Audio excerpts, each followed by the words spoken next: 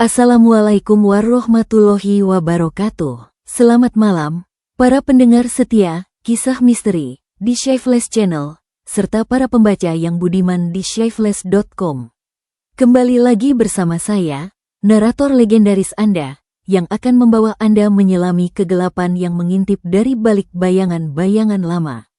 Pada malam yang dingin ini, izinkan saya menyalakan sebuah lilin di kegelapan. Sebuah lilin kisah yang akan menerangi sebuah jalan berliku di sebuah desa yang tersembunyi. Desa Karangreja, sebuah tempat yang bisikannya terbawa angin malam, menyimpan sebuah dendam yang sudah membusuk.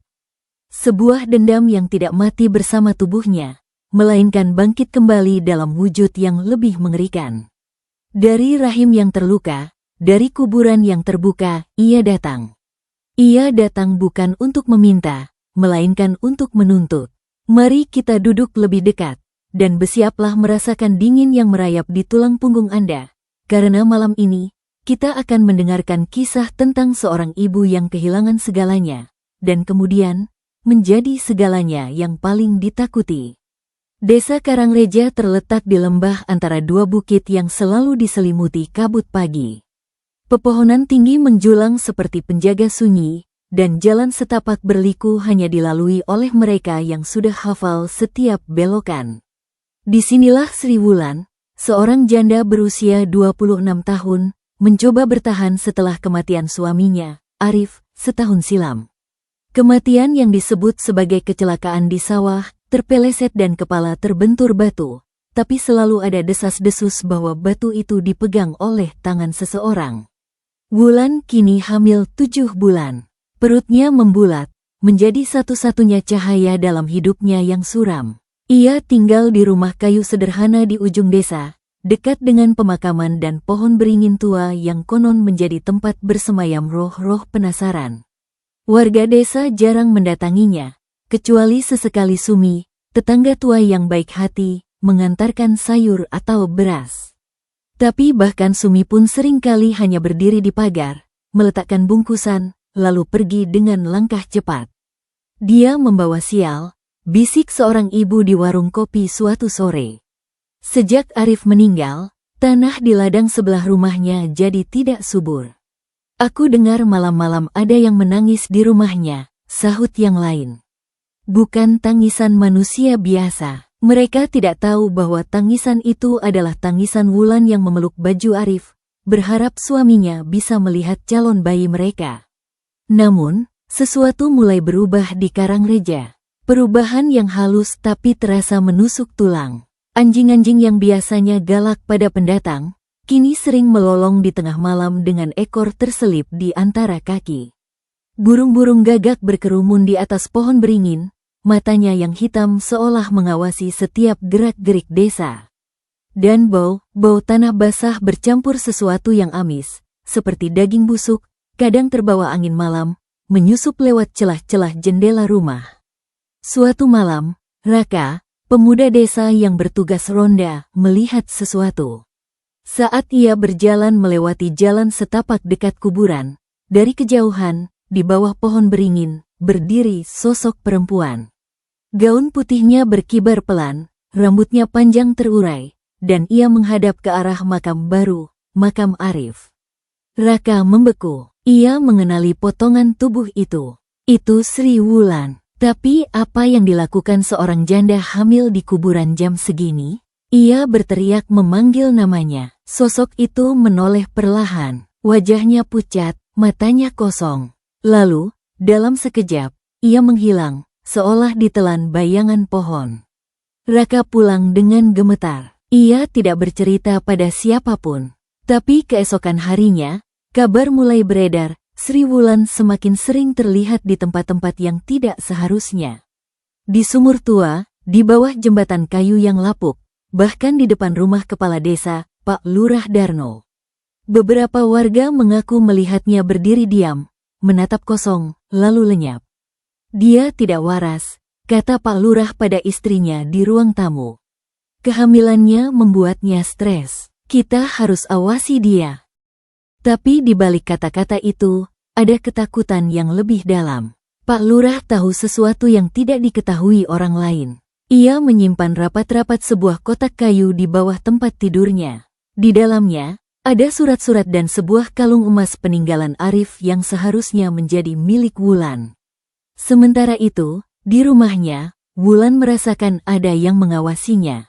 Bukan dari luar, tapi dari dalam. Janin di perutnya sering bergerak tidak wajar, seolah merespons sesuatu yang tidak kasat mata. Kadang, di tengah malam, ia mendengar suara bisikan dari sudut kamar. Suara laki-laki yang familiar, suara Arif. Wulan, hati-hati. Tapi setiap kali ia menyalakan lampu minyak, tidak ada siapapun. Hujan mulai turun 3 hari berturut-turut. Desa Karangreja seperti terisolasi dari dunia luar.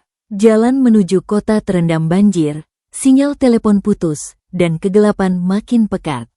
Di malam ketiga hujan, sesuatu yang mengerikan terjadi. Sumi, tetangga tua Wulan, terbangun oleh suara jeritan. Jeritan itu singkat, teredam oleh deru hujan, tapi cukup membuat darahnya beku. Ia melihat ke arah rumah Wulan dari jendela. Lampu minyak di dalam rumah masih menyala, bergoyang-goyang seperti ditiup angin. Pintu depan terbuka setengah, dan di ambang pintu, terlihat sesuatu yang gelap tergolek. Dengan jantung berdebar, Sumi berjalan pelan menyeberangi halaman. Hujan membasahi tubuhnya. Saat ia mendekat, napasnya tersangkut. Di lantai depan rumah Wulan, terbaring tubuh Sri Wulan. Matanya terbuka lebar, menatap kosong ke langit-langit. Perutnya yang hamil 7 bulan tampak kempis tidak wajar, dan di sekelilingnya, ada genangan cairan merah kehitaman yang bercampur air hujan. Tapi yang paling mengerikan, ada bekas tangan berdarah di dinding, seolah Wulan mencoba merangkak mencari pertolongan sebelum akhirnya menyerah. Sumi berteriak sekencang-kencangnya. Teriakannya memecah kesunyian malam, tapi tidak ada yang datang. Desa Karangreja tenggelam dalam mimpi buruk yang baru saja dimulai. Kabar kematian Sri Wulan menyebar bagai api di ladang kering. Warga desa berkerumun di depan rumahnya, tapi tidak ada yang berani masuk. Mereka hanya memandang dari kejauhan, dengan wajah-wajah pucat dan bisik-bisik yang makin menjadi. Beberapa ibu menutupi mata anak-anak mereka, menarik mereka pulang. Pak Lurah Darno datang dengan 2 orang laki-laki, Budi dan Joko, yang dikenal sebagai tangan kanannya. Wajah Pak Lurah tampak tegang, matanya berkedip cepat saat melihat jenazah Wulan. Ia memerintahkan Budi dan Joko untuk mengangkat mayat itu, membungkusnya dengan kain putih yang sudah disiapkan. Tapi saat kain dibuka, semua yang hadir menahan napas. Kondisi Sri Wulan lebih mengerikan dari yang dibayangkan.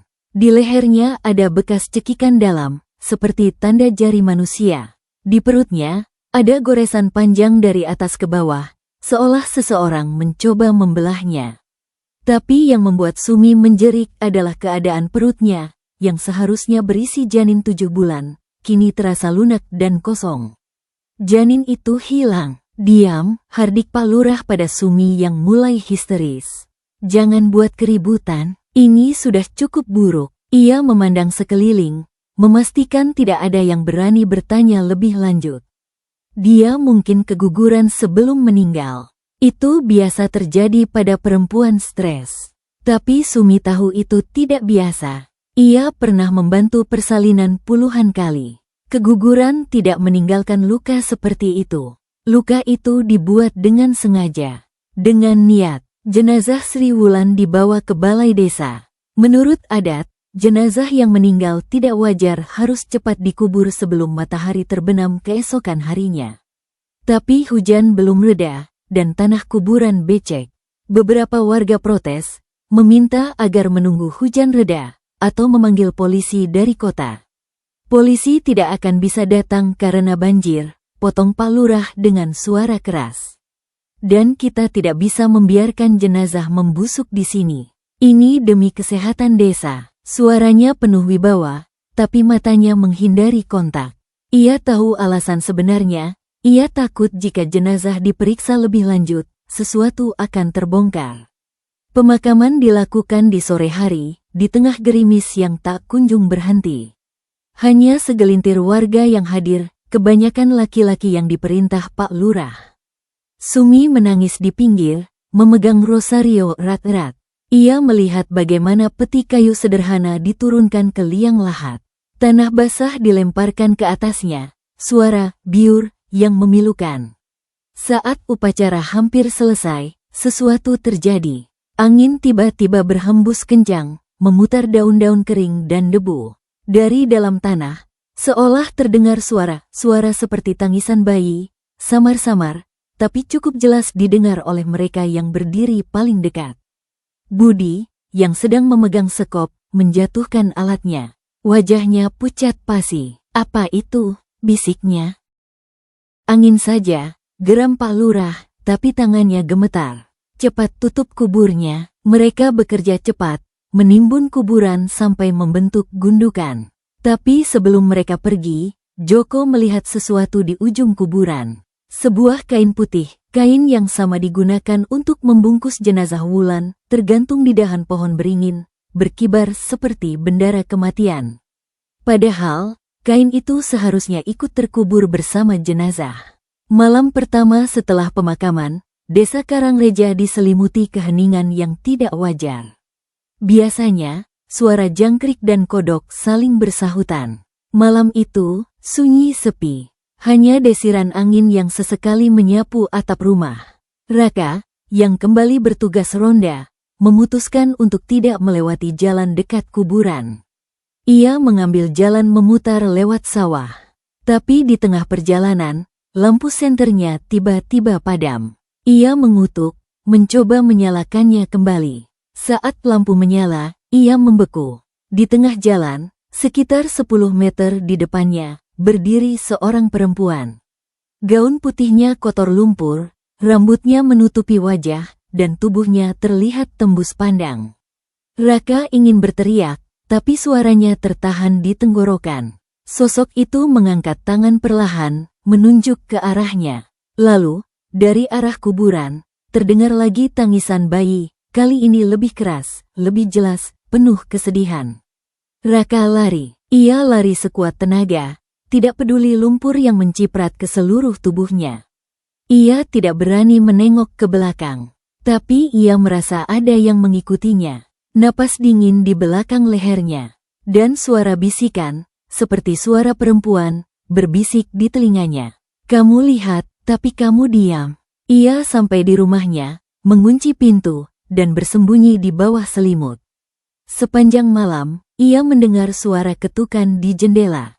Pelan, tapi terus-menerus, seolah sesuatu di luar ingin masuk. Di rumah Pak Lurah, kejadian lain terjadi. Istrinya, Ibu Sari, terbangun karena suara gesekan di bawah jendela kamar. Ia membuka tirai, dan di kaca yang basah oleh hujan, terlihat bekas telapak tangan kecil, seperti telapak tangan bayi, tercaprat lumpur. Ia berteriak memanggil suaminya. Pak Lurah datang dengan golok. Ia membuka jendela, melihat keluar. Tidak ada siapapun, tapi di halaman, dekat pohon mangga, tanah tampak seperti baru digali.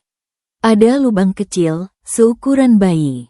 Dan di sekeliling lubang, ada jejak kaki kecil berdarah. Pak Lurah menutup lubang itu cepat-cepat, memerintahkan istrinya untuk tidak memberitahu siapapun.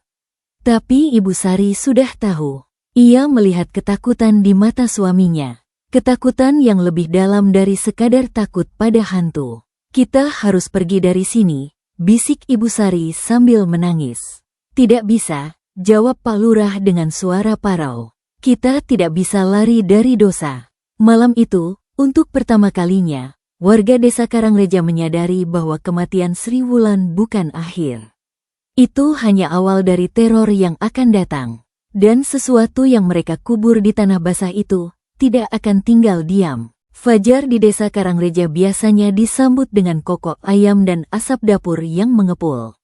Tapi pada pagi setelah malam kedua teror, suasana berbeda. Langit kelabu, udara terasa berat, dan bau anyir masih menyengat di mana-mana. Sumi, yang sejak kematian Wulan tidak bisa tidur nyenyak, memutuskan untuk pergi ke kuburan. Ia ingin menaburkan bunga di makam Wulan, sekaligus mendoakan arwahnya. Saat ia sampai di pemakaman, jantungnya hampir berhenti. Kuburan Sri Wulan terbuka lebar. Tanah yang kemarin ditimbun rapi sekarang berserakan ke segala arah, seperti diledakkan dari dalam. Peti kayu yang sederhana itu pecah, papan-papannya terlempar hingga ke kaki pohon beringin. Dan yang paling mengerikan, kain kafan putih yang membungkus jenazah tergeletak di atas gundukan tanah, robek-robek, berlumuran lumpur dan noda coklat kehitaman yang mirip darah tua. Tapi tidak ada jenazah di dalamnya. Sumi berteriak, menarik perhatian beberapa warga yang lewat. Dalam hitungan menit, kabar menyebar seperti angin topan. Desa gempar. Mereka yang kemarin masih ragu-ragu, sekarang yakin, ada yang tidak beres dengan kematian Sri Wulan. Pak Lurah datang dengan wajah pucat membiru. Ia memandang kuburan yang kosong dengan tatapan kosong, seolah tidak percaya. Ini mustahil, gumamnya. Siapa yang berani? Tapi di lubuk hatinya, ia tahu. Ini bukan ulah manusia. Tanah yang berserakan itu tidak menunjukkan bekas cangkul atau sekop. Seolah jenazah itu bangkit sendiri, mendorong tanah dari dalam, dan keluar dengan kekuatan yang tidak wajar. Mbah Wiryo, sesepuh desa yang selama ini tinggal di gubuk tepi hutan, datang dengan langkah terlatih. Ia sudah berusia 80 tahun, tapi matanya masih tajam, penuh dengan pengetahuan tentang hal-hal yang tidak dipahami orang kebanyakan. Ia mendekati kuburan, berlutut, dan mengambil segenggam tanah dari dasar liang. Ia mengamatinya, lalu menciumnya. Wajahnya berkerut. Tanah ini berbau amarah, ucapnya pelan, tapi terdengar jelas oleh semua yang hadir. Arwahnya tidak tenang. Dia mati dengan penderitaan yang dalam, dan membawa kehidupan yang belum sempat lahir. Menurut kitab kuno, perempuan yang wafat dalam keadaan seperti ini bisa menjadi sundel bolong, arwah penasaran yang bangkit dengan lubang di punggung, lambang kehidupan yang direnggut paksa. Warga desa saling pandang dengan ketakutan. Mereka pernah mendengar legenda sundel bolong dari nenek moyang, tapi menganggapnya hanya dongeng pengantar tidur. Kini, dongeng itu menjadi nyata. Apa yang harus kita lakukan, Mbah? Tanya seorang warga dengan suara gemetar. Mbah Wiryo menghela napas. Kita harus menemukan jasadnya, atau setidaknya, kita harus tahu apa yang dia inginkan. Arwah seperti ini tidak akan pergi sebelum dendamnya terbalas. Tapi sebelum mereka bisa berbuat sesuatu, teror sudah menyebar lebih jauh. Siang itu, di ladang ubi milik Pak RT bernama Suroto, ditemukan mayat dengan kondisi mengerikan. Suroto adalah salah satu warga yang paling vokal menjelek-jelekkan Sri Wulan saat masih hidup. Ia sering mengatakan bahwa Wulan adalah perempuan tidak tahu diri, bahwa kehamilannya adalah hasil perselingkuhan, dan bahwa ia pantas diusir dari desa. Mayat Suroto terbaring di tengah ladang. Wajahnya menghadap langit dengan mata terbuka lebar penuh teror. Tubuhnya kaku, kulitnya pucat seperti kertas, dan yang paling aneh, tidak ada luka fisik yang terlihat. Tapi saat jenazah dibalik, semua yang melihatnya menjerit. Di punggung Suroto, ada lubang sebesar kepalan tangan. Lubang itu tembus dari punggung ke dada, dan organ dalamnya hilang. Seolah disedot keluar dengan rapi. Dan di sekeliling lubang, ada bekas seperti cakar, tapi bukan cakar hewan yang dikenal. Cakar itu terlalu panjang, terlalu tajam, dan meninggalkan pola aneh di kulit. Dia kehilangan darah, bisik Mbah Wiryo setelah memeriksa. Tapi tidak ada darah di sekitar sini. Seolah darahnya dihisap. Kata dihisap menggema di antara warga. Mereka mulai teringat pada legenda sundel bolong yang konon menghisap energi kehidupan dari korbannya melalui lubang di punggungnya. Ketakutan yang semula samar, kini menjadi nyata dan menusuk tulang. Malam itu, tidak ada satupun warga yang berani keluar rumah. Lampu-lampu dipadamkan lebih awal, pintu dan jendela dikunci rapat-rapat. Anak-anak dilarang menangis keras-keras, seolah suara sekecil apapun bisa memanggil sesuatu yang mengerikan. Di rumah Pak Lurah, suasana makin mencekam. Ibu Sari terus-menerus menangis. Sementara Pak Lurah duduk di kursi kayu, memandangi kotak kayu yang ia ambil dari bawah tempat tidur. Di dalam kotak itu, selain surat-surat dan kalung emas, ada juga selembar foto Sri Wulan dan Arif di hari pernikahan mereka. Wulan tersenyum bahagia, tidak tahu bahwa beberapa tahun kemudian, hidupnya akan berakhir tragis. Kita harus mengaku, bisik Ibu Sari tiba-tiba. Kita harus katakan yang sebenarnya pada warga. Tidak bisa, bentak Pak Lurah. Jika mereka tahu, kita akan dihancurkan. Bukan hanya oleh arwah itu, tapi juga oleh hukum manusia. Tapi kita tidak bisa terus bersembunyi. Dia akan datang. Aku bisa merasakannya. Dia sudah dekat. Sebagai jawaban, dari luar jendela, terdengar suara. Bukan ketukan, bukan juga teriakan. Tapi suara tangisan bayi, lemah, pilu, seolah memanggil-manggil. Tangisan itu bergerak, dari satu sisi rumah ke sisi lain, seolah mengelilingi mereka. Pak Lurah menggenggam goloknya erat-erat. Ia membuka jendela sedikit, melihat keluar. Di kegelapan, di bawah pohon mangga, ia melihat sosok bayangan. Perempuan dengan gaun putih, rambut panjang, dan tubuh yang melayang beberapa senti di atas tanah. Sosok itu menoleh ke arahnya. Wajahnya tertutup rambut, tapi dari balik rambut itu, sepasang mata bersinar merah samar-samar. Lalu, sosok itu menghilang.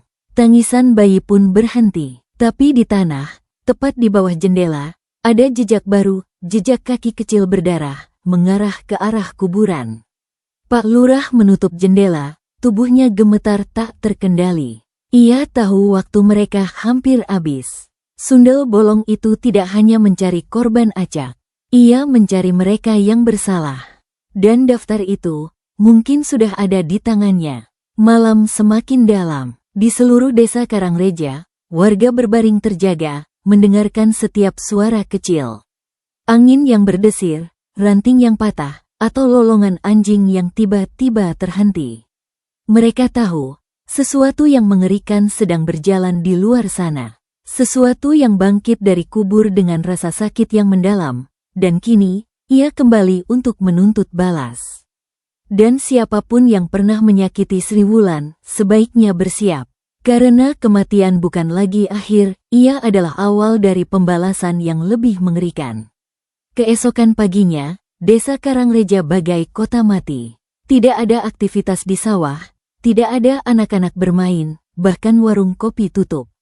Semua orang berdiam di rumah, takut menjadi korban berikutnya. Hanya Mbah Wiryo yang masih berani berkeliling, membawa tas kain berisi rempah-rempah, dupa, dan kitab tua yang sudah lapuk. Ia mengunjungi rumah Sumi terlebih dahulu. Sumi, yang masih sok setelah menemukan kuburan kosong, menerimanya dengan tangan gemetar. "Bah, apa yang sebenarnya terjadi?" tanyanya sambil menyeduh teh pahit. Mbah Wiryo duduk di kursi kayu, matanya menatap kosong keluar jendela. "Sumi, kamu kenal baik Sri Wulan. Menurutmu, apa yang sebenarnya terjadi padanya malam itu?" Sumi menarik napas dalam. Aku tidak tahu pasti. Tapi Wulan bukan perempuan sembarangan. Dia kuat, tapi juga baik. Setelah Arif meninggal, dia jadi sering ketakutan. Seperti ada yang menguntitnya. Siapa?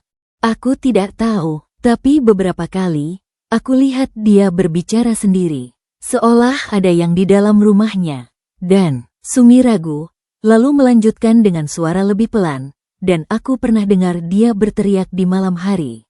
"Jangan ambil bayiku, jangan." Mbah Wiryo mengangguk pelan. "Janinnya hilang. Itu bukan kebetulan. Seseorang mengambilnya, dan orang itu mungkin juga yang membunuhnya.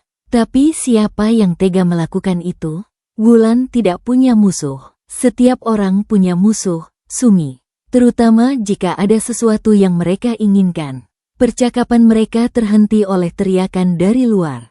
Raka, pemuda ronda yang ketakutan, berlari masuk tanpa mengetuk. Wajahnya pucat, napasnya tersengal-sengal. "Bah, ada lagi." Mereka mengikutinya ke tepi sungai kecil di belakang desa. Di sana, tergolek mayat kedua, Joko, salah satu tangan kanan Pak Lurah yang membantu menguburkan Wulan.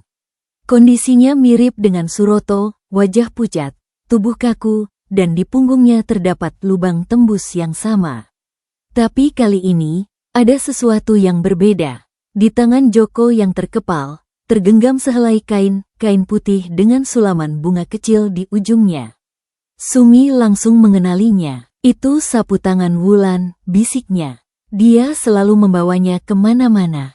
Pemberian Arif. Mbah Wiryo mengambil sapu tangan itu dengan hati-hati. Ia membukanya, dan di dalamnya, tergulung sepotong kertas kecil. Kertas itu basah, tulisannya hampir pudar, tapi masih terbaca, Darno, Budi, Joko. Kalian tahu, nama Pak Lurah Darno dan Budi, tangan kanannya yang lain, tertulis jelas. Mbah Wiryo menatap Raka dan Sumi. Kita harus menemui Pak Lurah. Sekarang. Tapi saat mereka sampai di rumah kepala desa, pintu terkunci rapat. Teriakan dan tangisan terdengar dari dalam. Mbah Wiryo mendobrak pintu, dan pemandangan yang mereka lihat membuat darah mereka membeku. Budi, tangan kanan Pak Lurah yang lain, tergantung di langit-langit ruang tamu. Tali di lehernya, tapi yang membunuhnya bukan gantung diri. Di punggungnya, lubang yang sama menganga lebar. Dan di depannya, Pak Lurah duduk bersila di lantai, wajahnya kosong, tangannya memegang foto pernikahan Wulan dan Arif. Ibu Sari menangis histeris di sudut ruangan. Dia datang, ucap Pak Lurah dengan suara hampa. Dia datang untuk kita semua. Mbah Wiryo mendekat, mengambil foto dari tangannya. Di balik foto, ada tulisan dengan tinta merah, tulisan yang tidak mungkin dibuat oleh manusia. Karena huruf-hurufnya seperti tercakar dengan kuku, kembalikan yang kau ambil. Apa yang kau ambil, Darno? Tanya Mbah Wiryo dengan suara tegas. Pak Lurah tertawa pahit, tertawa yang berubah menjadi isakan.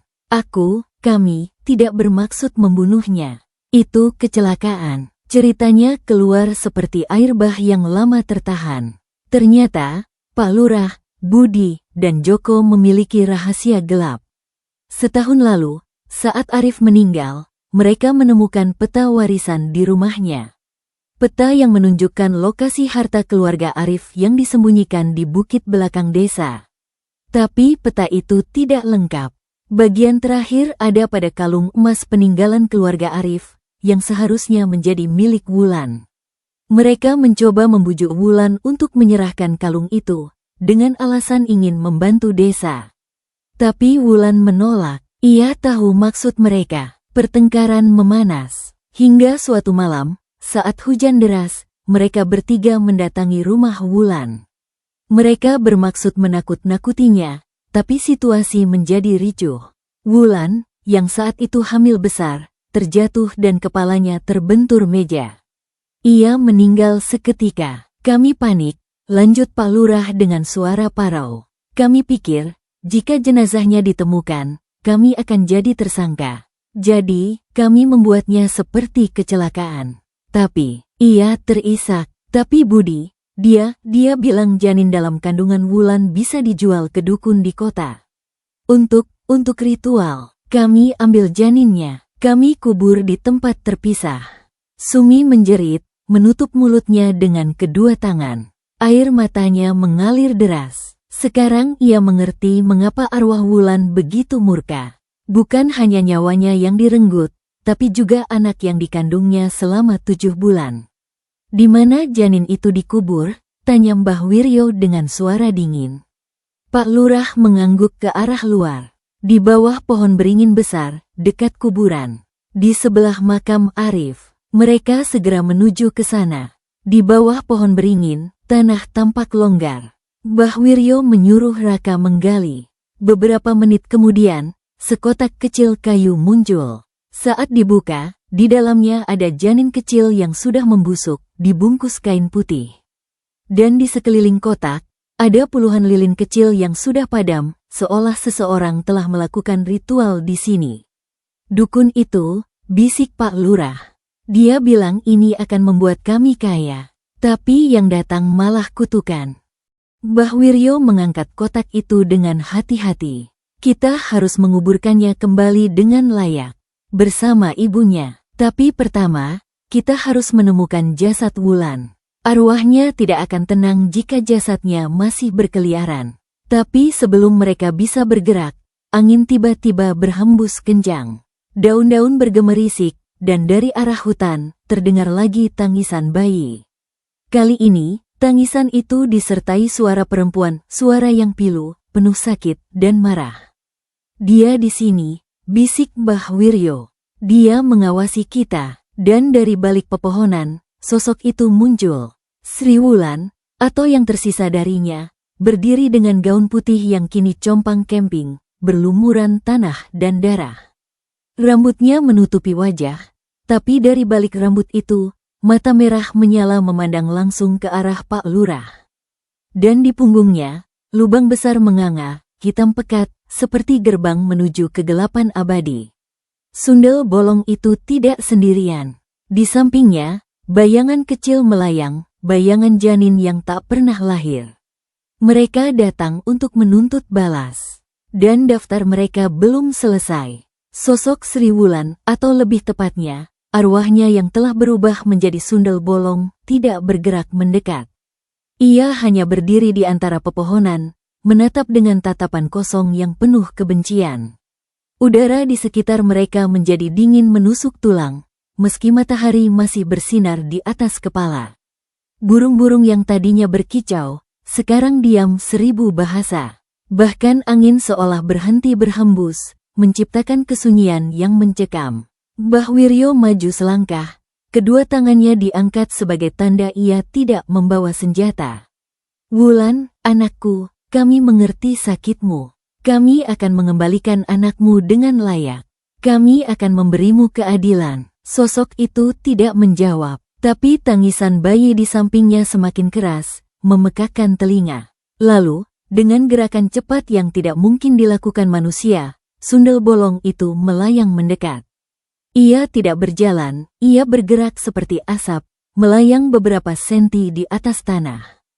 Bau tanah basah dan daging busuk memenuhi udara. Pak Lurah jatuh berlutut, menangis memohon ampun. Aku minta maaf, Wulan.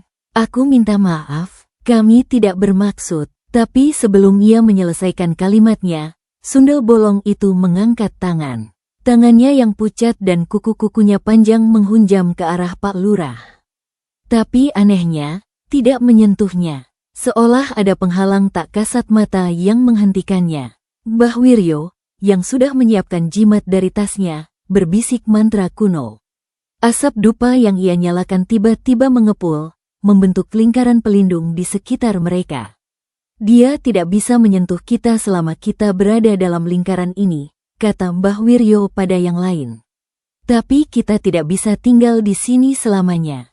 Kita harus melakukan ritual penguburan yang benar. Sundel bolong itu mengamuk. Ia berteriak, suara yang bukan suara manusia, melainkan campuran tangisan perempuan, jeritan bayi, dan lolongan angin. Pepohonan di sekitarnya bergoyang keras, seolah diterpa badai. Daun-daun berguguran, membentuk pusaran di sekitar sosok itu. Dia terlalu kuat, bisik Sumi ketakutan. Kita tidak akan bisa mengalahkannya. Kita tidak perlu mengalahkannya, balas Mbah Wiryo. Kita perlu menenangkannya, tapi untuk itu, kita harus menemukan seluruh kebenaran. Masih ada yang disembunyikan. Ia menatap Pak Lurah yang masih berlutut. Darno, katakan semuanya. Siapa lagi yang terlibat? Siapa dukun yang kau sebutkan? Pak Lurah menggigil. Dukun, namanya Mbah Gondo. Dia tinggal di gua sebelah Bukit Timur. Dialah yang memberi ide untuk mengambil janin. Katanya, janin yang belum lahir punya kekuatan magis yang besar. Bisa digunakan untuk kekayaan, kekuasaan. Dan kalian memberikannya padanya? Tidak, kami kubur sendiri. Tapi Mbah Gondo yang melakukan ritual. Dia bilang, arwah Wulan akan terikat di kuburan, tidak bisa membalas dendam. Tapi ternyata ritualnya gagal, selam Mbah Wiryo. Atau mungkin, sengaja dibuat gagal. Karena kemarahan arwah yang mati tragis tidak bisa dikurung dengan mantra biasa. Sundel bolong itu tiba-tiba berhenti mengamuk. Ia memandang Mbah Wiryo, seolah mengerti setiap kata yang diucapkan. Lalu, dengan suara parau yang seolah berasal dari dalam kubur, ia berbicara. Gondo, dia yang memulai, dia yang merencanakan. Suara itu membuat bulu kuduk semua yang mendengar berdiri. Itu adalah suara Sri Wulan, tapi terdengar seperti dua suara yang menyatu, suaranya sendiri dan suara bayi. "Di mana Mbah Gondo sekarang?" tanya Mbah Wiryo pada Pak Lurah. "Aku tidak tahu, setelah ritual, dia menghilang. Katanya akan kembali saat bulan purnama berikutnya untuk mengambil hasilnya." Mbah Wiryo menghela napas. "Itu berarti dia akan datang malam ini. Karena malam ini bulan purnama, keputusan harus diambil. Mereka tidak bisa terus berdiam di lingkaran pelindung. Sundel bolong itu mungkin tidak bisa masuk, tapi ia bisa menunggu. Dan saat malam tiba, kekuatannya akan bertambah. Ditambah lagi, Mbah Gondo akan datang, dan siapa tahu apa yang akan dilakukannya. Kita harus pergi ke gua Mbah Gondo," usul Raka dengan suara berani, meski tubuhnya masih gemetar. "Mungkin di sana ada cara untuk menghentikan ini. Tapi bagaimana dengan dia?" Sumi menunjuk ke arah sundel bolong yang masih berdiri di luar lingkaran, mengawasi mereka seperti predator mengawasi mangsanya. Mbah Wiryo mengangguk. "Kita akan membawa kotak ini." Ia menunjuk kotak kayu berisi janin. "Selama kita memegangnya, arwah Wulan akan mengikuti kita. Tapi kita harus berhati-hati. Jika kotak ini jatuh atau rusak, kemarahannya akan meledak."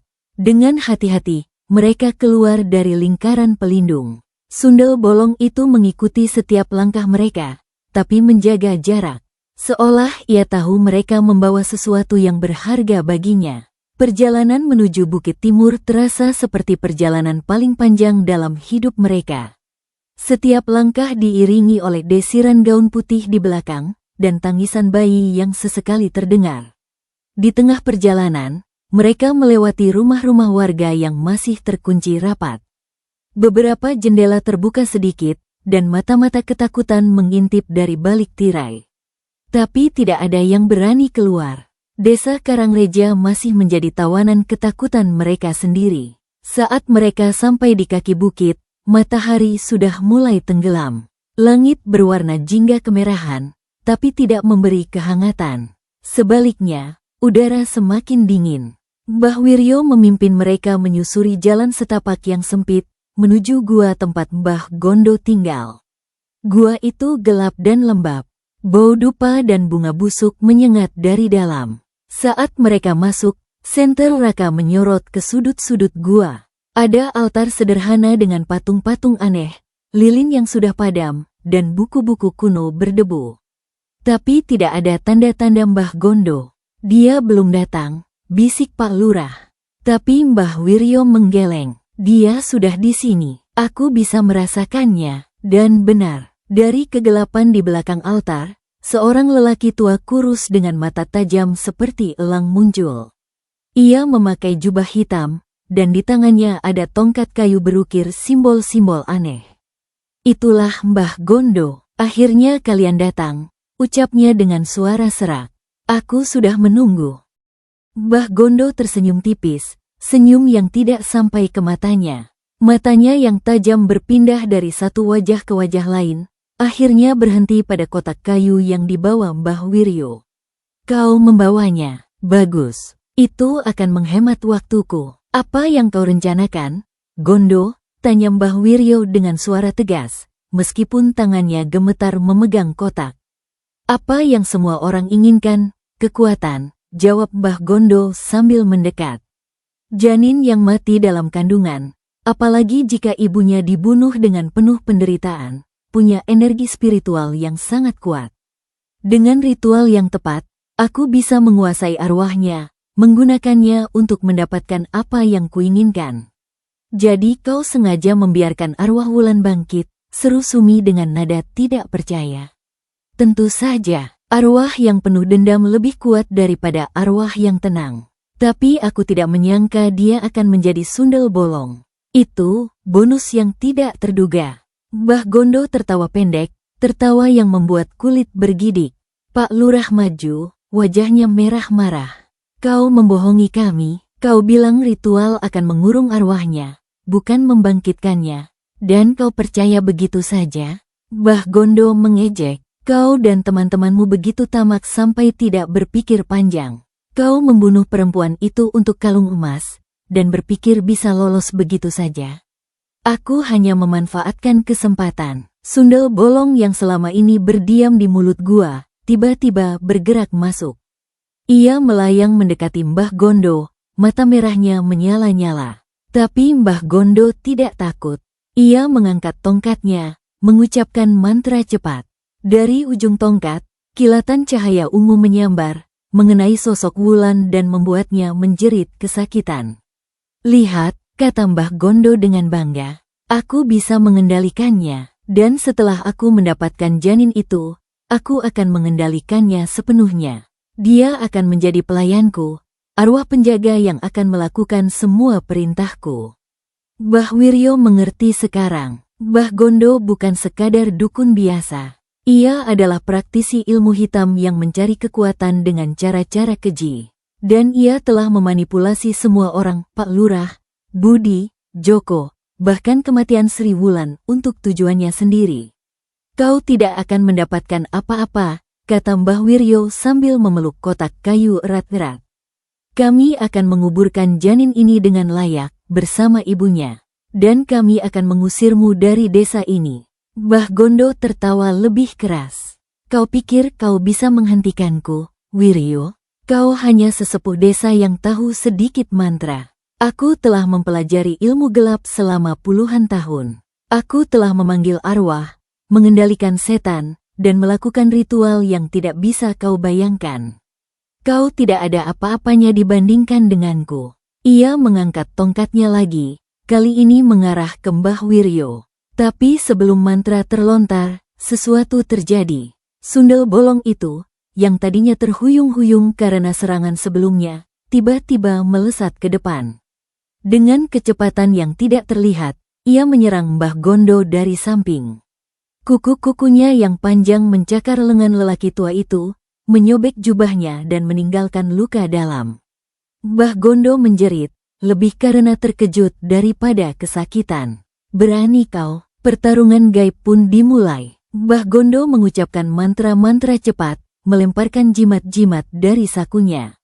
Sundel bolong itu menghindar, bergerak seperti asap, sesekali menyerang dengan cakar atau teriakan yang memekakkan telinga.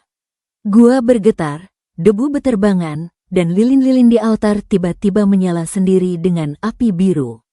Mbah Wiryo tahu ini kesempatan mereka. Cepat, kita harus pergi. Sementara mereka bertarung, tapi saat mereka berbalik untuk lari, mereka melihat sesuatu yang membuat darah mereka membeku.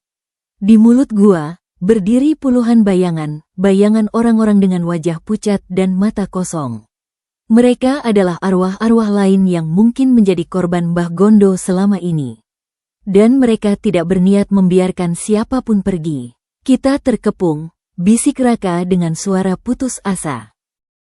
Sumi menangis, memegang rosario lebih erat.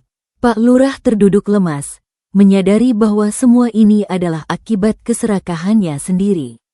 Hanya Mbah Wiryo yang masih berusaha berpikir jernih. Kita punya kotak ini, katanya. Janin ini adalah kunci. Jika kita bisa menyatukannya kembali dengan arwah ibunya, mungkin kita bisa menenangkannya. Tapi bagaimana? Tanya Sumi. Mereka sedang bertarung. Mbah Wiryo melihat ke arah pertarungan. Sundel bolong itu mulai kewalahan. Mbah Gondo terlalu kuat. Mantra-mantranya membuat sosok Wulan semakin lemah, seperti terikat oleh tali tak kasat mata. Jika sundel bolong itu dikalahkan, Mbah Gondo akan mengambil janin, dan semua akan berakhir buruk. Harus ada cara, dan Mbah Wiryo teringat sesuatu, sebuah ritual kuno yang pernah ia baca di kitab tua. Ritual penyatuan arwah ibu dan anak yang mati tragis. Tapi ritual itu berbahaya, ia membutuhkan pengorbanan. Seseorang harus menjadi perantara, menghubungkan dunia manusia dan dunia arwah. Dan orang itu mungkin tidak akan selamat. Ia menatap yang lain. Aku akan melakukan ritual, tapi kalian harus membantuku. Raka, kau jaga pintu gua. Jangan biarkan arwah-arwah itu masuk. Sumi, kau pegang kotak ini, jangan lepaskan. Dan Darno, ia menatap Pak Lurah dengan tatapan tajam. Kau yang harus meminta maaf secara tulus. Karena tanpa penyesalan yang dalam, ritual ini tidak akan berhasil. Pak Lurah mengangguk, air mata mengalir di pipinya. Aku akan melakukan apapun. Mbah Wiryo mengambil tempat di tengah gua, jauh dari pertarungan Mbah Gondo dan Sundel Bolong. Ia mengeluarkan dupa, menyalakannya, lalu mulai melantunkan mantra kuno. Suaranya bergema di dalam gua, menyaingi suara mantra Mbah Gondo. Asap dupa membentuk pola-pola aneh di udara, seperti tulisan yang tidak terbaca. Sundel Bolong tiba-tiba berhenti bertarung. Ia menoleh ke arah Mbah Wiryo, seolah tertarik oleh mantra itu. Mbah Gondo melihat peluang, dan melemparkan mantra terkuatnya. Tapi kali ini, Sundel Bolong tidak menghindar. Ia menerima serangan itu, tubuhnya terguncang, tapi tetap bergerak mendekati Mbah Wiryo. Tidak, teriak Mbah Gondo. Dia milikku, tapi sudah terlambat. Sundel Bolong itu sekarang berdiri di depan Mbah Wiryo, menatap kotak kayu yang dipegang Sumi. Tangisan bayi kembali terdengar, tapi kali ini lebih lembut, seperti rintihan. Mbah Wiryo terus melantunkan mantra. Ia meminta Pak Lurah untuk maju, mengakui kesalahannya. Dengan suara terisak, Pak Lurah menceritakan segala sesuatu, keserakahannya, pembunuhan yang tidak direncanakan, pencurian janin, dan penyesalannya yang mendalam. Ia memohon maaf, berulang-ulang, sambil menangis terseduh-seduh. Sundel Bolong itu mendengarkan, mata merahnya sedikit meredup. Lalu, sesuatu yang tidak terduga terjadi. Sosok itu perlahan berubah. Gaun putihnya yang compang camping menjadi bersih. Rambutnya yang menutupi wajah tersibak, menunjukkan wajah Sri Wulan yang sebenarnya, wajah yang cantik, meski pucat, dengan mata yang penuh kesedihan. Dan di sampingnya, bayangan janin perlahan mengambil bentuk bayi kecil, mengambang di udara. Mbah Gondo marah. Ia mengumpulkan sisa kekuatannya, melemparkan mantra terakhir ke arah mereka. Tapi sebelum mantra itu mengenai, Sundel Bolong, atau sekarang Sri Wulan, berbalik. Dengan gerakan cepat, ia menangkis mantra itu dengan tangannya, lalu mengarahkan tangannya ke Mbah Gondo. Dari lubang di punggungnya, keluar cahaya hitam pekat, menyelimuti Mbah Gondo sepenuhnya. Lelaki tua itu menjerit, jeritan yang penuh penderitaan. Tubuhnya bergetar, lalu perlahan-lahan, mulai menghilang, seolah diserap oleh kegelapan. Dalam hitungan detik, tidak ada yang tersisa dari Mbah Gondo kecuali jubah hitamnya yang jatuh ke lantai. Kemudian, Sri Wulan menoleh ke Mbah Wiryo. Suaranya, yang sekarang terdengar lembut dan sedih, berkata, "Terima kasih. Tapi, sudah terlambat untukku. Aku tidak bisa kembali." Mbah Wiryo mengangguk, air mata mengalir di pipinya yang keriput. "Aku tahu, anakku, tapi setidaknya, kita bisa menyatukanmu dengan anakmu, dan memberimu ketenangan." Ritual pun dimulai. Dengan bimbingan Mbah Wiryo, arwah Sri Wulan dan bayinya perlahan-lahan menyatu dengan kotak kayu berisi janin. Cahaya lembut memenuhi gua, mengusir kegelapan. Arwah-arwah di mulut gua perlahan menghilang, seolah telah menemukan kedamaian. Saat cahaya meredup, yang tersisa hanyalah kotak kayu di lantai. Dan di atasnya, terbaring dua kuntum bunga, satu besar, satu kecil, yang sebelumnya tidak ada di sana. Mbah Wiryo mengambil kotak itu. "Ini selesai, tapi kita masih harus menguburkannya dengan benar. Dan kita harus membersihkan desa dari sisa-sisa kejahatan ini." Tapi sebelum mereka bisa bernapas lega, dari luar gua, terdengar suara langkah kaki. Banyak langkah kaki, dan suara orang-orang berteriak. Raka yang menjaga pintu gua berlari masuk, wajahnya panik. Warga desa datang. Mereka membawa obor dan senjata. Mereka bilang kita yang menyebabkan semua ini. Ternyata, ketakutan telah membutakan mata mereka. Dan sekarang, Mereka datang untuk menuntut jawaban dengan cara yang mungkin lebih berbahaya daripada arwah yang baru saja mereka tenangkan. Suara kerumunan warga semakin dekat. Obor-obor menyala, menerangi kegelapan malam, dan bayangan mereka yang marah terpantul di dinding gua.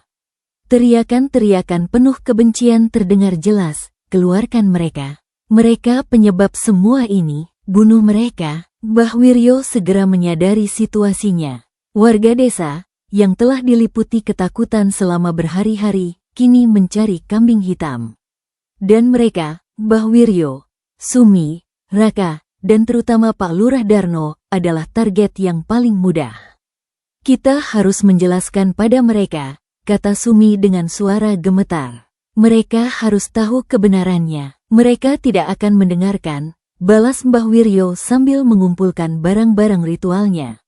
Ketakutan telah menutupi akal sehat. Kita harus keluar dari sini dengan cara lain.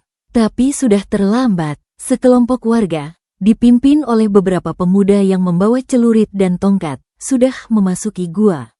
Wajah-wajah mereka penuh amarah. Mata mereka menyala di bawah cahaya obor. Lihat, mereka di sini, teriak salah satu pemuda, menunjuk ke arah mereka. Dan itu Pak Lurah. Dia bersama mereka, Pak Lurah, yang masih terduduk lemas di lantai, mencoba berdiri. Tunggu, dengarkan aku akan menjelaskan semuanya, tapi seorang warga melemparkan batu ke arahnya. Batu itu mengenai bahunya, membuatnya menjerit kesakitan. Kami sudah muak dengan penjelasanmu, teriak warga lain. Sejak kau jadi kepala desa, hanya masalah yang datang, dan sekarang, arwah gentayangan membunuh orang. Ini pasti salahmu. Raka mencoba melindungi mereka, berdiri di depan dengan tangan terbuka. Tolong, dengarkan. Kami baru saja menenangkan arwah itu. Kami. Diam, Hardik seorang pria berotot yang dikenal sebagai hansip desa. Kalian semua berkomplot dengan makhluk halus. Kalian yang memanggil sundel bolong itu. Mbah Wiryo tahu debat tidak akan menyelesaikan masalah. Ia maju selangkah, membawa kotak kayu berisi janin. Lihatlah ini, katanya dengan suara lantih yang membuat semua orang terdiam. Ini adalah janin Sri Wulan. Inilah sebab mengapa arwahnya tidak tenang. Dan orang yang bertanggung jawab bukan kami, tapi Mbah Gondo, yang sudah menghilang, dan ia menatap Pak Lurah, dan mereka yang terlibat dalam kematiannya. Semua mata tertuju pada Pak Lurah. Wajahnya pucat, tubuhnya gemetar. Ia tahu tidak bisa lagi menyembunyikan kebenaran.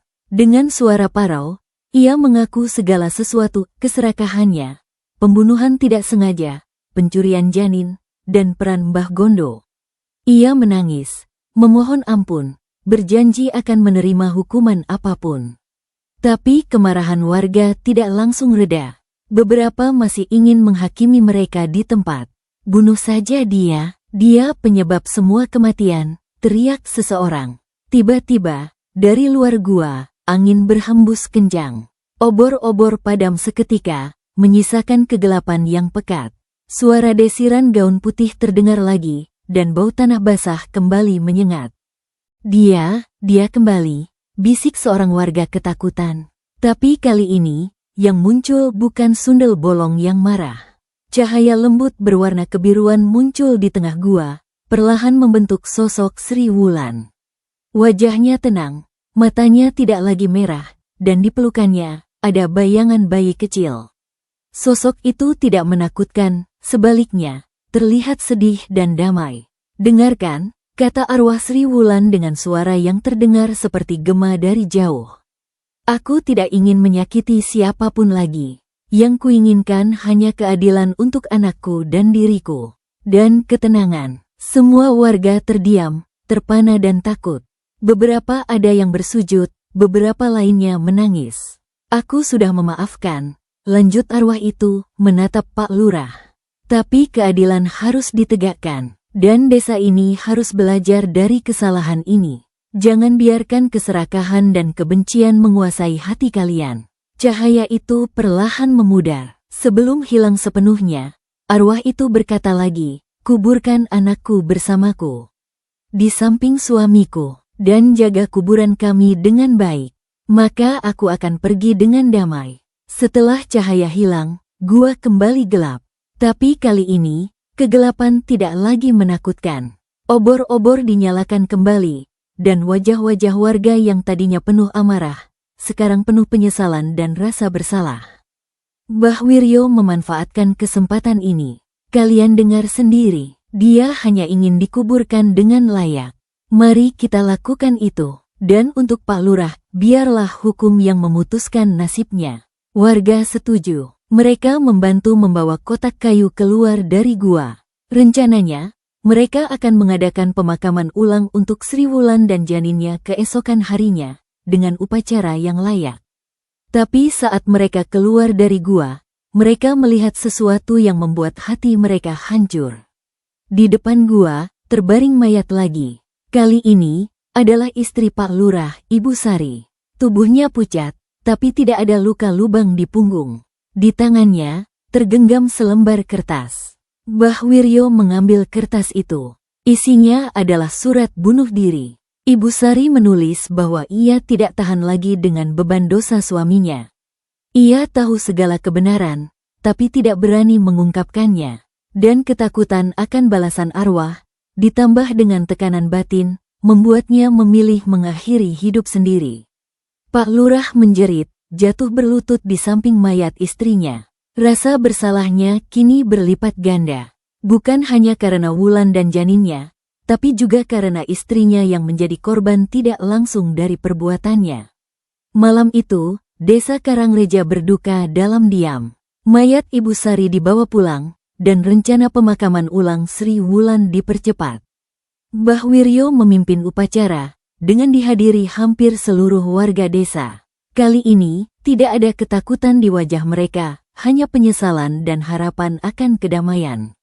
Kuburan Sri Wulan dibuka kembali. Peti kayu yang kosong dikeluarkan, dan kotak kayu berisi janin diletakkan di dalamnya, di samping tempat di mana jasad Wulan seharusnya berada. Karena jasadnya tidak ditemukan, mereka menggunakan pakaian dan barang-barang pribadi Wulan sebagai pengganti. Upacara berjalan khidmat, doa-doa dipanjatkan, dupa dibakar, dan air suci dipercikan. Saat peti ditutup dan dikuburkan kembali, banyak warga yang menangis. Mereka menangisi kematian Wulan, menangisi dosa mereka yang diam saat Wulan dizalimi, dan menangisi nasib desa mereka yang kini tercoreng. Setelah upacara selesai, Mbah Wiryo berdiri di depan nisan baru yang bertuliskan, Sri Wulan dan anaknya. Ia berbisik, semoga kau sekarang tenang, anakku. Dan semoga desa ini belajar dari kesalahan ini. Malam itu, untuk pertama kalinya setelah berhari-hari, anjing-anjing tidak melolong. Angin tidak berhembus kencang, dan tangisan bayi tidak terdengar lagi. Seolah desa Karangreja akhirnya mendapatkan ketenangan. Tapi Mbah Wiryo tahu, ini bukan akhir sepenuhnya. Dosa meninggalkan bekas, dan bekas itu mungkin akan tinggal selamanya di desa ini. Ia menatap langit malam yang bertabur bintang, berharap bahwa setidaknya, arwah Sri Wulan dan bayinya sekarang telah beristirahat dengan damai. Namun, di sudut paling gelap desa, di bawah pohon beringin tua dekat kuburan, sesuatu masih bergerak. Sesuatu yang tidak sepenuhnya pergi.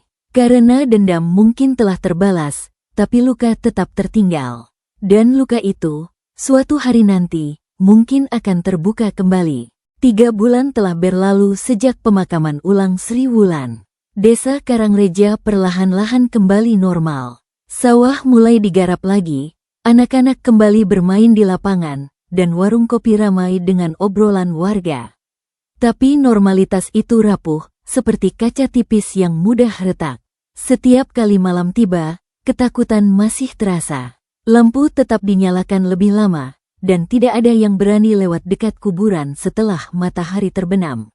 Pak Lurah Darno telah diserahkan kepada pihak berwajib. Pengadilan menjatuhkan hukuman panjang padanya atas pembunuhan tidak sengaja dan penganiayaan jenazah. Nasibnya kini berada di balik jeruji besi, menanggung penyesalan seumur hidup. Rumahnya yang dulu megah kini kosong, dijauhi warga karena dianggap angker. Sumi, yang selamat dari teror itu, kini menjadi lebih religius. Setiap malam, ia menyalakan lilin dan berdoa untuk arwah Sri Wulan dan bayinya. Ia juga sering mengunjungi kuburan mereka, membersihkan rumput liar dan menaburkan bunga. Kadang-kadang, ia merasa ada kehadiran di sana, bukan kehadiran yang menakutkan, tapi seperti seseorang yang mengawasinya dengan lembut. Raka, pemuda ronda yang awalnya ketakutan, kini menjadi lebih berani. Ia bahkan mengajukan diri sebagai ketua ronda baru, memastikan desa tetap aman di malam hari. Tapi ia tidak pernah lagi ronda sendirian. Selalu ada teman yang menemaninya. Pengalaman melihat sundel bolong telah meninggalkan bekas yang dalam. Mbah Wiryo, sang sesepuh, kini lebih sering menyendiri di gubuk tepi hutan. Ia menghabiskan waktunya untuk mempelajari kitab-kitab kuno, berusaha memahami apa yang sebenarnya terjadi malam itu. Karena ada sesuatu yang masih mengganjal di pikirannya. Sesuatu tentang ritual Mbah Gondo yang tidak sepenuhnya ia pahami. Suatu sore, saat Mbah Wiryo sedang membersihkan altar kecil di gubuknya, seseorang datang mengetuk pintu. Itu adalah seorang perempuan muda yang tidak ia kenal. Perempuan itu berpakaian sederhana, wajahnya pucat, dan matanya merah seperti baru menangis. "Permisi, Mbah," ucapnya dengan suara lemah. Aku mencari Mbah Wiryo. Aku Wiryo, ada yang bisa kubantu?" Perempuan itu masuk, duduk di kursi kayu dengan tubuh gemetar. "Namaku Sinta. Aku adalah keponakan Mbah Gondo." Mbah Wiryo menatapnya tajam. "Keponakan Gondo, apa yang kau inginkan?" Sinta mengeluarkan sebuah buku kecil dari tasnya. Buku itu tua, sampulnya hampir lepas. "Paman Gondo meninggalkan ini padaku sebelum dia menghilang. Aku baru berani membukanya sekarang. Dan isinya mengerikan, Mbah." Mbah Wiryo mengambil buku itu, membuka halaman demi halaman. Isinya adalah catatan ritual-ritual gelap Mbah Gondo. Dan di halaman terakhir, ada satu ritual yang membuat darahnya membeku, ritual pengikat arwah abadi. Menurut catatan itu, Mbah Gondo tidak bermaksud mengendalikan arwah Sri Wulan untuk kekayaan. Tujuannya lebih jahat, ia ingin menciptakan penjaga abadi untuk harta karun yang konon tersembunyi di bukit belakang desa. Dan untuk itu, ia membutuhkan arwah perempuan yang mati tragis saat hamil, karena arwah seperti itu memiliki ikatan kuat dengan dunia fisik dan spiritual. Dia sengaja memanipulasi Pak Lurah dan yang lain, bisik Sinta sambil menangis.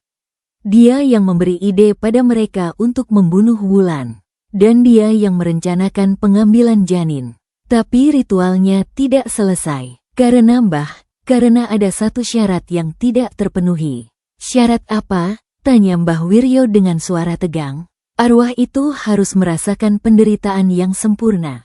Tidak hanya fisik, tapi juga pengkhianatan oleh orang yang dicintai." Sinta menatap Mbah Wiryo, dan menurut catatan ini, sebelum meninggal, Wulan mengetahui bahwa suaminya, Arif, sebenarnya tidak mati karena kecelakaan. Dia dibunuh oleh orang yang sama yang kemudian membunuhnya. Mbah Wiryo terdiam sejenak, mencerna informasi itu. "Jadi, Arif juga dibunuh?" Sinta mengangguk. "Ya, oleh Pak Lurah dan teman-temannya. Karena Arif menolak memberikan peta harta karun keluarga mereka. Mereka membuatnya seperti kecelakaan, persis seperti yang mereka lakukan pada Wulan." Ini menjelaskan banyak hal. Mengapa arwah Wulan begitu kuat? Mengapa dendamnya begitu dalam? Bukan hanya karena kematiannya sendiri, tapi juga karena kematian suaminya dan janin yang direnggut darinya. Penderitaan yang bertumpuk-tumpuk. Tapi ritualnya tidak selesai, lanjut Sinta. Karena sebelum arwah Wulan sempat merasakan pengkhianatan oleh orang yang paling dicintainya, dia sudah dikuburkan. Dan saat dia bangkit, dia tidak mencari semua orang, hanya mereka yang terlibat langsung. Itu berarti, masih ada sesuatu yang belum selesai. Mbah Wiryo menutup buku itu, pikirannya bekerja cepat. Ritual pengikat arwah abadi. Jika ritual itu tidak selesai, apa yang terjadi pada arwahnya? Menurut catatan ini, Jawab Sinta dengan suara bergetar. Arwah itu tidak akan pernah benar-benar tenang. Dia akan tetap terikat di dunia ini, meski tidak selalu terlihat. Dan setiap kali ada ketidakadilan atau penderitaan di tempat dia meninggal, kekuatannya akan bangkit kembali. Dia akan menjadi penjaga abadi, tapi dalam bentuk yang tidak terkendali. Mbah Wiryo mengerti sekarang, damai yang mereka rasakan selama 3 bulan ini hanyalah jeda sementara. Arwah Sri Wulan belum benar-benar pergi. Dia hanya menunggu pemicu berikutnya. Kita harus menyelesaikan ritual ini, kata Mbah Wiryo dengan suara tegas. Tapi bukan dengan cara Mbah Gondo. Kita harus memutus ikatannya, membebaskannya sepenuhnya. Tapi bagaimana? Tanya Sinta. Catatan ini hanya menjelaskan cara mengikat, bukan cara melepaskan. Mbah Wiryo memandang keluar jendela, ke arah bukit di mana harta karun konon tersembunyi. Kita harus menemukan harta itu, karena menurutku, kunci melepaskan ikatan ada di sana. Harta itulah yang menjadi pusat dari semua ini. Malam itu, Mbah Wiryo mengumpulkan Sumi dan Raka. Ia menjelaskan apa yang ditemukannya dari Sinta. Awalnya, mereka ragu, tapi setelah mendengar bahwa arwah Wulan mungkin belum benar-benar tenang, mereka setuju untuk membantu. Mereka tidak ingin teror itu terulang lagi. Tapi kita tidak tahu di mana harta itu disembunyikan, kata Raka. Kita punya petunjuk, jawab Mbah Wiryo, mengeluarkan kalung emas peninggalan Arif yang disimpannya sejak mengambilnya dari rumah Pak Lurah. Kalung ini adalah bagian dari peta. Dan menurut Sinta, di buku catatan Mbah Gondo ada petunjuk lain. Mereka mempelajari buku itu sepanjang malam, dan akhirnya, mereka menemukan petunjuk, harta karun itu disembunyikan di gua lain, di balik air terjun kecil di Bukit Timur. Gua itu hanya bisa dibuka pada malam bulan purnama, dengan kalung emas sebagai kuncinya. Kebetulan, malam itu adalah malam bulan purnama. Dengan hati-hati, mereka berempat, Mbah Wiryo, Sumi, Raka, dan Sinta, berangkat menuju Bukit Timur. Mereka membawa perlengkapan sederhana, senter, tali, dan beberapa jimat perlindungan dari Mbah Wiryo. Perjalanan menuju air terjun tidak mudah. Jalan setapak licin, dan kegelapan malam membuat semuanya lebih menakutkan. Tapi mereka terus berjalan, didorong oleh tekad untuk mengakhiri semua ini sekali dan selamanya. Saat mereka sampai di air terjun, bulan purnama bersinar terang, memantulkan cahaya ke air yang jatuh. Di balik air terjun, terlihat celah sempit pintu masuk gua. Dengan kalung emas di tangan, Mbah Wiryo mendekati celah itu. Saat kalung didekatkan ke dinding batu, sesuatu terjadi. Batu itu bergetar, lalu perlahan-lahan terbuka, memperlihatkan lorong gelap di dalamnya. Mereka masuk, hati berdebar-debar. Apa yang akan mereka temukan di dalam? Harta karun, atau sesuatu yang lebih mengerikan? Dan yang paling penting, apakah mereka bisa membebaskan arwah Sri Wulan, atau justru membangkitkan kemarahannya sekali lagi? Lorong gua sempit dan gelap. Hanya senter yang membawa cahaya kecil, menerangi dinding batu yang basah dan berlumut. Udara di dalam terasa dingin dan pengap, berbau tanah tua dan sesuatu yang manis, seperti bunga yang sudah lama layu. Mereka berjalan perlahan, hati-hati dengan setiap langkah. Raka memimpin, diikuti oleh Mbah Wiryo, Sumi, dan Sinta yang paling belakang. Suara tetesan air dari langit-langit gua bergema, menciptakan irama yang menegangkan. Setelah berjalan sekitar 100 meter, lorong itu membuka ke ruangan yang lebih luas. Dan di sana, pemandangan yang mereka lihat membuat mereka terpana. Ruangan itu dipenuhi dengan emas, permata, dan benda-benda antik. Ada patung-patung kecil dari logam mulia, guci-guci keramik kuno, dan tumpukan koin emas yang berkilauan di bawah cahaya senter.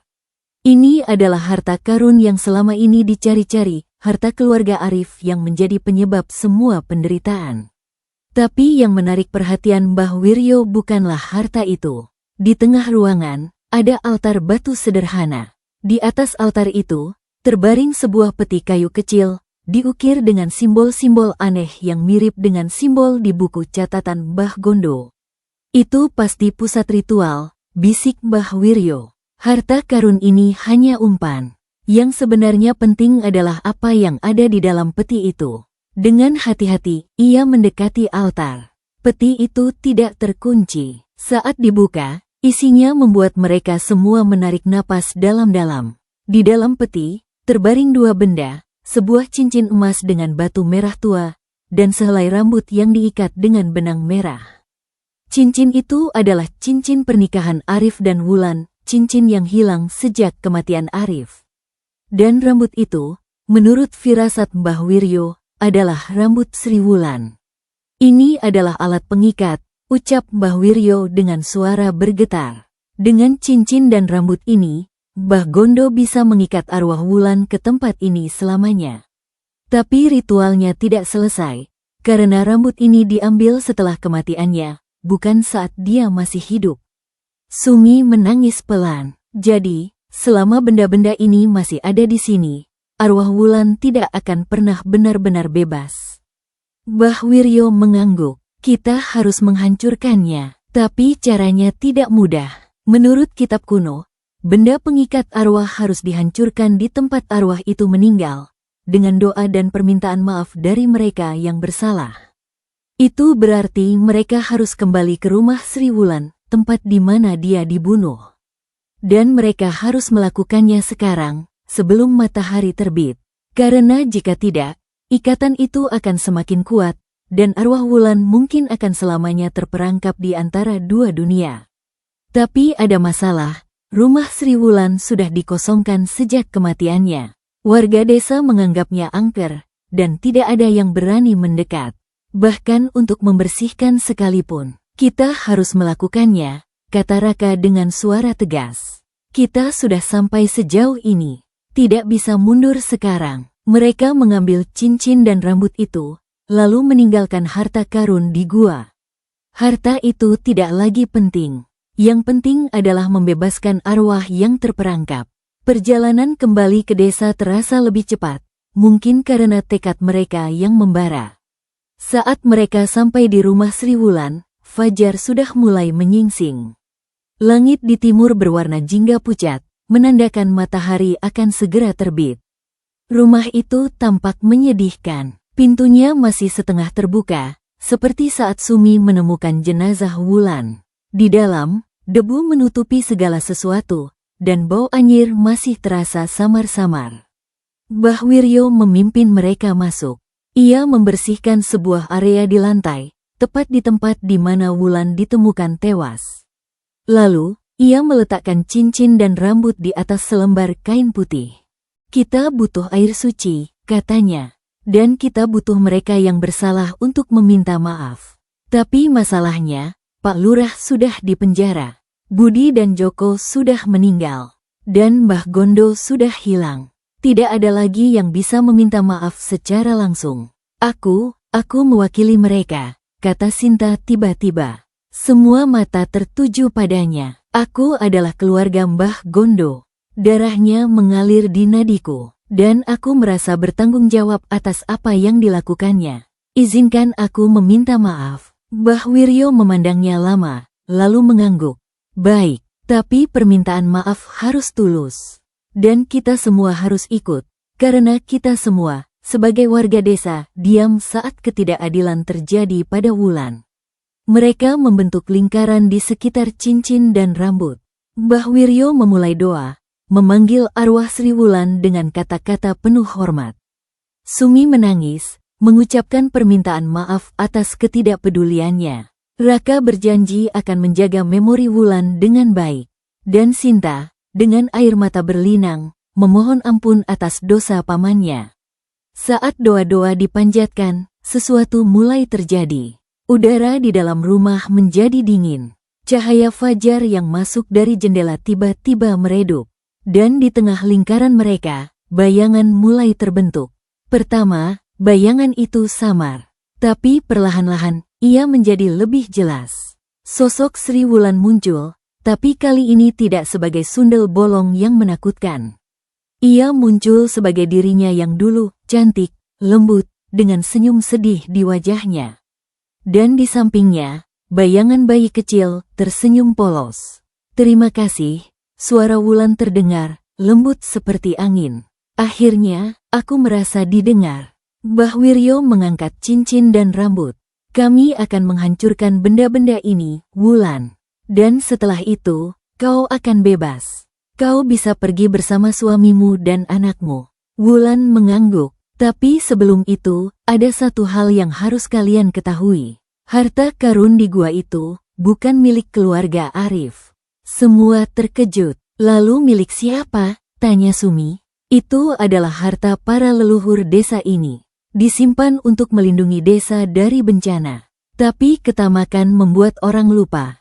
Arif mengetahuinya, dan itulah sebabnya dia dibunuh. Dia tidak mau memberikannya pada mereka yang tamak. Sekarang semuanya menjadi jelas. Bukan hanya pembunuhan, tapi juga pengkhianatan terhadap kepercayaan leluhur." "Apa yang harus kami lakukan dengan harta itu?" tanya Raka. "Kembalikan ke tempatnya. Jangan diambil. Biarlah itu menjadi pelajaran bagi generasi mendatang. Ketamakan hanya membawa kehancuran." Mbah Wiryo mengangguk. Lalu, dengan doa terakhir, ia mengambil palu kecil dari tasnya dan menghancurkan cincin dan rambut itu. Cincin pecah berkeping-keping, rambut terbakar menjadi abu. Saat itu terjadi, cahaya terang memenuhi ruangan. Cahaya yang hangat, menenangkan. Sosok Wulan dan bayinya mulai memudar. Tapi sebelum hilang sepenuhnya, Wulan berkata lagi, "Jaga desa ini. Dan jangan pernah lupakan kami." Kemudian, mereka menghilang. Cahaya pun meredup. Matahari terbit di luar, menerangi rumah dengan sinar hangat. Bau anyir yang selama ini menempel di rumah itu hilang, digantikan oleh aroma bunga yang segar. Mereka keluar dari rumah dengan perasaan lega. Untuk pertama kalinya, rumah Sri Wulan terasa damai, bukan menakutkan. Beberapa hari kemudian, Mbah Wiryo memimpin upacara penutupan gua harta karun. Dengan persetujuan warga, gua itu ditutup dengan batu besar, dan sebuah prasasti kecil dipasang di depannya. "Di sini tersimpan amanah leluhur. Jangan ganggu." Desa Karangreja perlahan-lahan benar-benar pulih. Warga mulai membicarakan Sri Wulan bukan sebagai hantu, tapi sebagai korban yang patut dikenang. Sebuah tugu kecil didirikan di dekat kuburannya, sebagai pengingat akan bahaya ketamakan dan pentingnya keadilan. Sumi tetap mengunjungi kuburan itu setiap minggu, membawa bunga dan doa. Raka menjadi kepala desa baru, menggantikan Pak Lurah, dan berjanji akan memimpin dengan kejujuran. Sinta memutuskan tinggal di desa, membantu Mbah Wiryo mempelajari kitab-kitab kuno agar ilmu itu tidak disalahgunakan lagi. Dan Mbah Wiryo, ia masih tinggal di gubuk tepi hutan, tapi sekarang dengan ketenangan di hati. Ia tahu arwah Sri Wulan akhirnya bebas. Tapi ia juga tahu, di suatu tempat, mungkin masih ada arwah lain yang terperangkap. Dan tugasnya adalah membantu mereka, satu persatu. Malam-malam di desa Karangreja kini tenang. Tidak ada lagi lolongan anjing tanpa sebab, tidak ada lagi tangisan bayi di kegelapan. Tapi kadang-kadang, saat bulan purnama, beberapa warga mengaku melihat sepasang suami istri dan seorang anak kecil berjalan di tepi sawah, tangan bergandengan, tersenyum bahagia. Mereka percaya itu adalah Arif, Wulan, dan bayi mereka, akhirnya bersatu dalam kedamaian. Dan desa pun belajar bahwa harta sejati bukan emas atau permata, tapi keadilan, pengampunan, dan ketenangan batin. Pelajaran yang dibayar dengan harga yang sangat mahal, dengan nyawa, dengan air mata, dan dengan ketakutan yang akan dikenang selama generasi. Namun, di sudut paling gelap desa, di bawah pohon beringin tua, kadang-kadang masih terdengar bisikan. Bisikan yang mengingatkan bahwa kedamaian itu rapuh, dan bahwa arwah yang sudah pergi pun bisa kembali jika ketidakadilan lahir lagi. Tapi itu cerita untuk lain waktu. Untuk sekarang, desa Karangreja bisa bernapas lega, karena teror Sundel Bolong telah berakhir, dan hari baru, dengan harapan baru, telah dimulai. Terima kasih telah menyaksikan kisah misteri di Shyflash Channel dan juga bagi para pembaca setia di shyflash.com. Jangan lupa untuk memberikan dukungan Anda dengan menekan tombol like, menulis komentar, dan membagikan cerita ini kepada orang-orang terdekat Anda. Dukungan Anda adalah energi bagi kami untuk terus berkarya. Sampai jumpa di episode kisah misteri berikutnya dengan kisah-kisah yang lebih mencekam. Wassalamualaikum warahmatullahi wabarakatuh.